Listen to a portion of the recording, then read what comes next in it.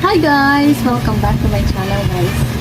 Ayan, kain tayo. Ayan, meron akong Hansen. At saka gatas. May gatas ako guys. Ay, magpagatas si mother. Ayan, dito yung anak ko. Katabi ko yung anak ko. Ayan o. Kain din siya. Kain din siya ng biscuit. Ano yan? Init.